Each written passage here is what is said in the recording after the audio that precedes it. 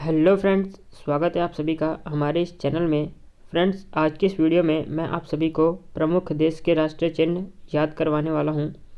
तो अभी तक आपने भारत और भारत के कुछ राष्ट्रीय चिन्हों के बारे में सुना होगा और उनके बारे में याद किया होगा, लेकिन आज की इस वीडियो में मैं आप सभी को अन्य प्रकार के देशों और बहुत सारे देशों के बारे में और उनके चिन्हों के बारे में बताने वाला हूँ। तो अगर आप भी जानना चाहते हैं कि कौन से देश का चिन्ह कौन सा है राष्ट्रीय चिन्ह, तो इस वीडियो में लास्ट तक ज़रूर बने रहें। जैसे कि मैं आपको एग्जांपल दे दूं कि हमारा जो भारत है, तो भारत का जो राष्ट्रीय चिन्ह है वो है अशोक चक्र। वैसे ही और भी बहुत सारे देश हैं, जैसे पाकिस्तान, इंडोनेशिया, जापान, इन सभी के बहुत सारे अलग अलग चिन्ह हैं और हम इस वीडियो में उसी चिन्ह को याद करेंगे। और ये मैं याद करवाऊँगा आप सभी को निमोनिक मेथड से। तो यहाँ पर आप भूल नहीं पाएंगे, क्योंकि ये निमोनिक मेथड से जो चीज़ें याद होती हैं वो लंबे समय तक याद रहती है। बस आपको थोड़ी प्रैक्टिस की ज़रूरत पड़ेगी। तो इस वीडियो के बाद आप इन सभी राष्ट्रीय चिन्हों को आसानी से याद कर पाएंगे। तो चलिए आज की इस वीडियो को शुरू करते हैं। और वीडियो अच्छी लगती है तो प्लीज़ वीडियो को लाइक ज़रूर कीजिएगा। और चैनल पर और भी ऐसी वीडियो डली हुई हैं, तो अभी तक आपने हमारे चैनल को सब्सक्राइब नहीं किया तो सब्सक्राइब कर लीजिए और जाकर आप हमारे चैनल पर ऐसी वीडियो और भी देख सकते हैं। तो चलिए आज की इस वीडियो को शुरू करते हैं, लाइक का बटन दबा करके। तो आप यहाँ पर देख सकते हैं कि मैंने यहाँ पर कुछ देश लिए हैं और उन देशों के राष्ट्रीय चिन्ह भी यहाँ पर आप देख सकते हैं। तो एक एक करके मैं इनको आपको याद करने की ट्रिक बताऊँगा कि आप भी इन्हें कैसे लंबे समय तक याद रख सकते हैं। और ये ट्रिक निमोनिक मेथड से मैं आपको बताने वाला हूँ। तो चलिए एक एक करके मैं इनको एक्सप्लेन करता हूँ। और भी हमारे पास कुछ देश हैं, तो इस स्लाइड के बाद और भी कुछ देशों के बारे में मैं आपको बताऊँगा। तो सबसे पहले हमारा भारत है। तो भारत का जो राष्ट्रीय चिन्ह है वो है अशोक चक्र। ठीक है, तो अब इसको हम याद कैसे करें कि हमें ये लंबे समय तक याद रहे, तो मैं आपको बताता हूँ, देखते हैं कैसे। देखिए यहाँ पर है भारत, तो भारत का हम ले लेंगे भार, ठीक है ना। और यहाँ पर हम ले लेंगे शोक, ठीक है ना।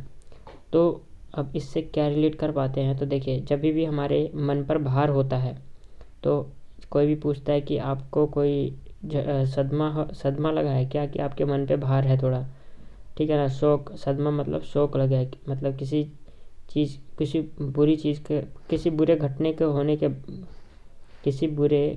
होने के बाद जब किसी के मन पर कोई भार पड़ जाता है तो उसको शोक कहते हैं, ठीक है। तो अगर कोई सैड बैठा हुआ होता है तो उससे पूछते हैं कि क्या आपके मन पे भार है, या फिर कोई आपको सदमा है, तो सदमे को ही शोक कहते हैं। तो आप इनको रिलेट करके आसानी से याद कर सकते हैं। अब अगला नाम देखते हैं। अगला नाम बहुत ही इंटरेस्टिंग तरीके से याद कर पाएंगे, देखते हैं कैसे। तो जब भी किसी को किसी से प्रेम होता है, मीन्स कि किसी को किसी से प्यार होता है, तो वो कहता है कि मैं तुम्हारे लिए चांद तारे तोड़ कर ला सकता हूँ, ठीक है ना। ऐसे ही बोलते हैं कि मैं तुम्हारे लिए चांद तारे तोड़ कर ला सकता हूँ। तो इसी चांद तारे से हम इसको याद करेंगे। देखिए तुर्की, तो तुर्की से याद करेंगे तुम हैं हैं तुम्हारे लिए तूर कर लाएंगे चांद तारे। तूर कर लाएंगे यानी कि मतलब कि तोड़ कर लाएंगे, ठीक है ना। तूर कर होता है तोड़ कर, ठीक है। किसी भी पेड़ पे कोई फल होता है तो कहते नहीं है कि तूर दो इसको। तो तुम्हारे लिए तूर कर लाएंगे हम क्या, चांद तारे। तो इस तरह आप इसको आसानी से रिलेट करके याद रख सकते हैं, ठीक है। तो अब अगला देखते हैं। अगला हमारा है डेनमार्क, और इसका जो राष्ट्रीय चिन्ह है वो है समुद्री तट। तो अब देखते हैं इसको कैसे हम आसानी से याद रख सकते हैं। तो इसको हम ऐसे याद रख सकते हैं कि यहाँ पे लिखा है दो चीज़, आप देख सकते हैं, डेन और मार्क, ठीक है ना। डेनमार्क और समुद्री तट, ठीक है। तो अब इसको याद कैसे रखेंगे, तो देखिए जो डैन मतलब होता है कि गुफा, ठीक है। डैन मतलब होता है गुफा। तो गुफा का जो मार्ग है, ठीक है ना, जो गुफा का मार्ग है वो समुद्री तट के पास है, ठीक है ना, समुद्री तट के पास है। तो अब वहाँ तक पहुँचने के लिए हमें चाहिए नक्शा, ठीक है ना। तो जो यहाँ पर हम याद करेंगे डैन और मार्ग, ठीक है ना। डैन का जो मार्ग है वो समुद्री तट के पास है, ठीक है ना। डैन का जो मार्ग है यानी कि मतलब जो गुफा का मार्ग है, जो गुफा का रास्ता है, वो समुद्र के पास से ही होकर जाएगा, ठीक है ना। तो समुद्री तट के पास से ही होकर जाएगा, यानी कि किनारा, समुद्र के किनारे के पास से ही जो गुफा का रास्ता है वो होकर जाएगा। तो इस तरह आप इसको याद रख सकते हैं, ठीक है ना। अब अगला देखते हैं हम। तो अगला हमारा है नॉर्वे और शेर, ठीक है ना। तो जो नॉर्वे हमारा है कंट्री, उसका जो राष्ट्रीय चिन्ह है वो है शेर। तो अब इसको कैसे याद रख सकते हैं, तो देखते हैं। नॉर्वे, तो पहले ज़माने के जो राजा होते थे पहले ज़माने में, वो जंगलों में शेर का शिकार करने जाते थे, ठीक है। तो एक राजा भी जंगल में शेर का शिकार करने जाता है, तो शेर से वो बोलता है ना हारबे, मतलब कि नहीं हारूंगा। किससे बोलता है? शेर से बोलता है, ठीक है। तो इसको याद करेंगे कि जो राजा है वो शेर से लड़ाई करता है, ठीक है। तो जो राजा जब शेर से लड़ाई करता है तो शेर से बोलता है कि नारबे, ना हारबे, यानी कि नहीं हारूंगा शेर से, ठीक है ना। शेर से बोलता है कि तुझसे नहीं हारूंगा, ना हारबे, ठीक है। तो इस तरह आप इसको याद रख सकते हैं कि जो ये नॉर्वे का जो राष्ट्रीय चिन्ह है वो है शेर। तो कैसे? तो ना हारबे, यानी कि शेर से जो राजा बोलता है कि ना हारबे, तो नॉर्वे, ठीक है। अब देखते हैं फ्रांस, और फ्रांस का जो है राष्ट्रीय चिन्ह वो है लिली। और आप सभी को पता होगा कि जो लिली है वो एक फूल है, ठीक है ना। लिली का एक फूल होता है, और उस फूल, मतलब कि कोई सा भी फूल हो उसमें से रस तो निकलता ही है, ठीक है। तो जैसे कि ये लिली का फूल है तो इसमें से भी रस निकलता है, ठीक है। तो रस निकलता है तो फ्रांस, तो फ्रांस, फ्रांस को हम याद कर सकते हैं रस से, फ्रांस, ठीक है ना, क्योंकि इसमें भी र आता है और स आता है, ठीक है ना। तो फ्रांस, और रस निकलता है किससे? लिली के फूल से, ठीक है। तो आप इस तरह इसको याद रख सकते हैं। तो उम्मीद करता हूँ कि ये पांचों नाम अभी तक आपको याद हुए होंगे, इसीलिए मैंने कहा था कि आप इसको प्रैक्टिस करेंगे तो ये आपके हमेशा हमेशा के लिए याद हो जाएगा, ठीक है। तो प्लीज़ इसकी प्रैक्टिस कीजिएगा, और एक दो बार रिमाइंड करेंगे तो आपको आसानी से ये याद हो जाएगा। और आगे के अभी कुछ नाम बचे हुए हैं तो उसको भी हम याद करने की कोशिश करते हैं।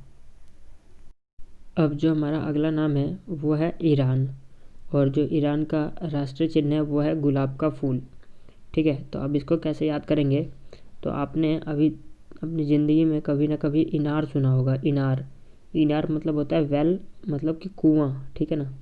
तो जो इनार है, इनार, उसमें से लोग पानी निकालते हैं, ठीक है। तो पानी निकालते समय साइड साइड में, इनार के साइड साइड में पानी गिर गया है, तो पानी गिरने के कारण वहाँ पर क्या हो गया कि गुलाब का फूल उग गया है, ठीक है। तो ईरान से याद कर सकते हैं इनार, ठीक है ना। और जो इनार है, इनार के पास क्या हो गया है?